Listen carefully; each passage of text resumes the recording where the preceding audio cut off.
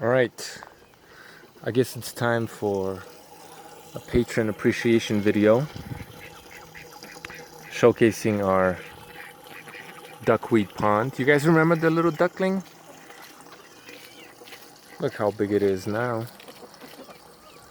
Both of them, really. Anyway, big shout out and a thank you to all the people who decided to sign up for my Patreon. This is one of the things that your money is helping fund. My worker and I, a couple of weeks ago, dug out this 2 meters roughly by 4 meters pond inside of our chicken and duck coop, mostly to help keep the land irrigated, moist. We're going to plant some heavy feeders such as bananas out there to soak up all the chicken manure, duck manure, and take advantage of the moisture, and also help provide shade for this pond. So that's one reason, but the main reason, I guess, was this duckweed production, which I will also I am feeding to the chickens and the ducks, and will eventually also use to feed perhaps tilapia, perhaps some other species of fish that we're gonna eat ourselves. It's gonna be another project. It's on the back burner. Gonna put a pond over there. But this pond has a variety of plants that I feed to our birds currently, such as this water hyacinth. I pull out these occasionally, leaving these little babies to grow. And I scoop out the duckweed fern and toss it to the birds. They love it. They eat it up, roots and everything. So we got the duckweed fern in here, as well as true duckweed, which doesn't seem to do as well in our climate. Maybe it's the sun, maybe it's the water temperature, I'm not sure, but I decided to put it in its own little environment, I guess, ecosystem, isolated in here to kind of keep an eye on it and see what's going on with this duckweed versus the duckweed fern. So the pond,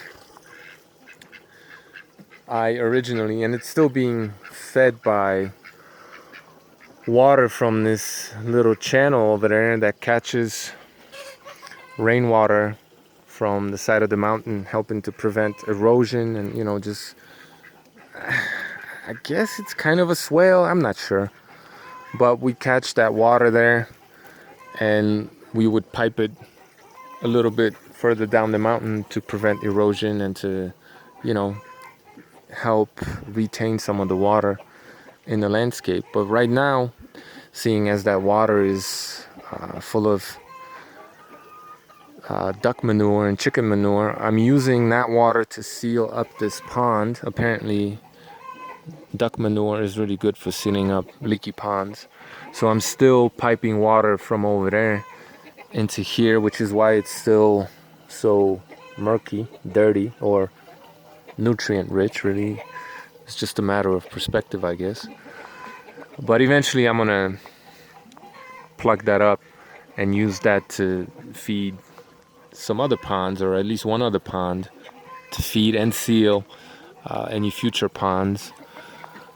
And this will only get its water from here, clean water, which is just mountain stream water.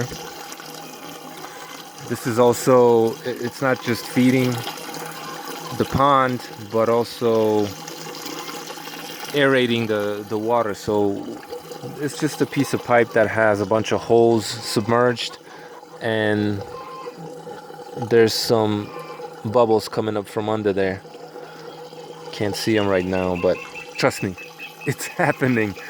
So yeah, just a really simple, no electricity needed aerator, bubbler, whatever you want to call it. What else do we got in here?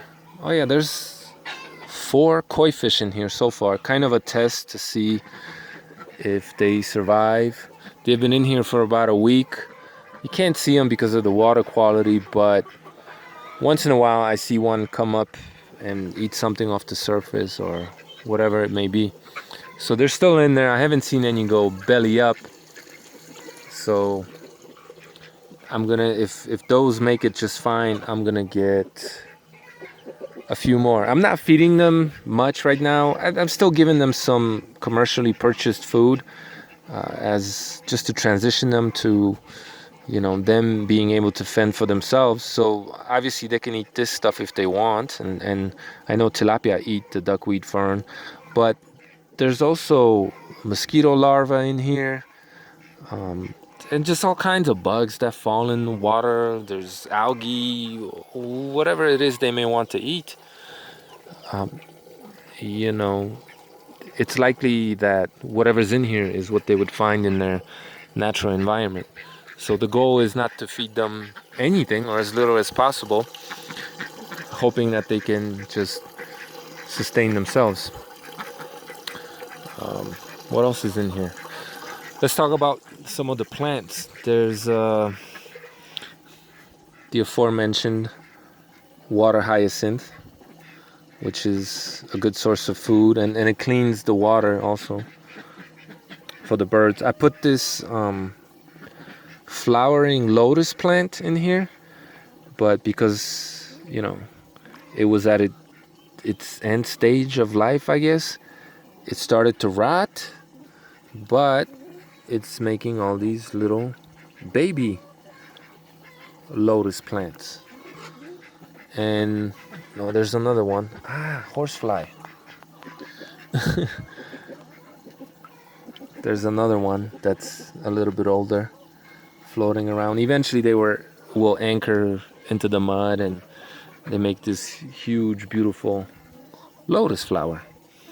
What else we got in here? I planted a bunch of poplar trees all along the edge of the pond as a means of soil retention, I guess, to prevent erosion, to hold the edge of the pond, just as this salix or what is it, willow tree, which I think is related to the poplar, if not in the same family, is doing. You could see all the roots from this salix tree basically creating this really tough mat. We had to dig through this stuff when we were digging the pond, and man, it was difficult. So yeah, these are going to, I guess I'm gonna have to trim these up once in a while. Let's see if the chickens eat those. Do you like these? No? Too pink? But yeah, I planted a bunch of poplar trees all over the place to help protect the edge of the pond. Do you guys like that stuff? Maybe? No? Oh well. There's also, I don't know what the common name is for this, but it's Brachiaria aquatica. That's the Latin name. It's some water-loving grass and a bunch of like native plants that I found by various bodies of water around here. There's also some watercress, which if need be, hopefully not, but I guess it could be a survival food. It's totally edible. This stuff is supposedly edible. I mean, I wouldn't care to eat it, but if I have to, supposedly it's protein rich and low in fiber, so if I ever have to, I'll just feed the fish and that stuff and eat the fish myself. Did I mention my $60 German Aldi work zone drill?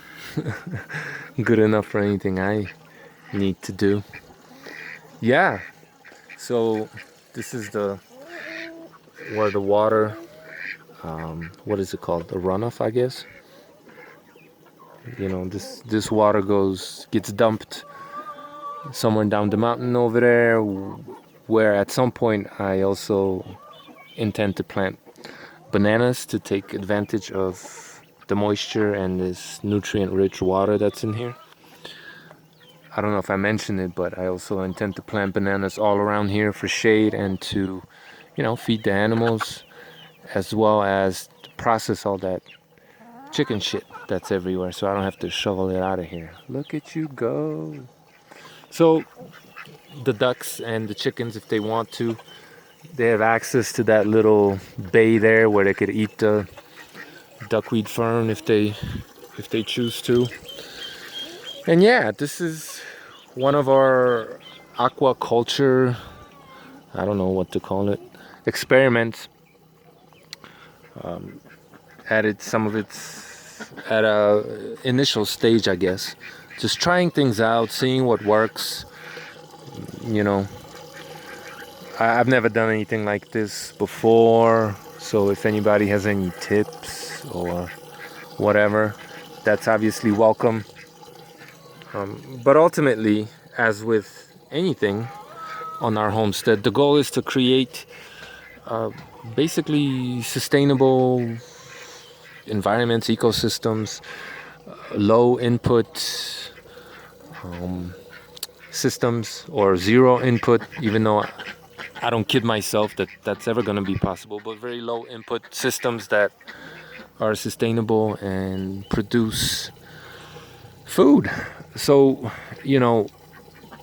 obviously there's fish in here. I don't know if koi is going to multiply on their own, but ultimately I want to find some kind of fish, and this might have to be a native fish that does that without me doing anything.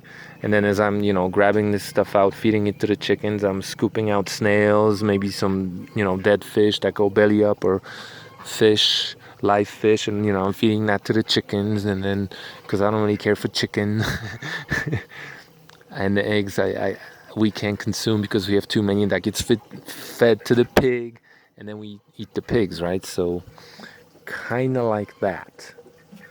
At any rate, guess I'm gonna have some updates about this stuff, and if there are any new developments, so on and so forth. I guess I'll just make more videos on the topic. Oh, one last thing. There's also like grass seeds and tree seeds that fall in here and sprout. And as I scoop this stuff out, I'm pulling out seeds, and the chickens are eating those up too.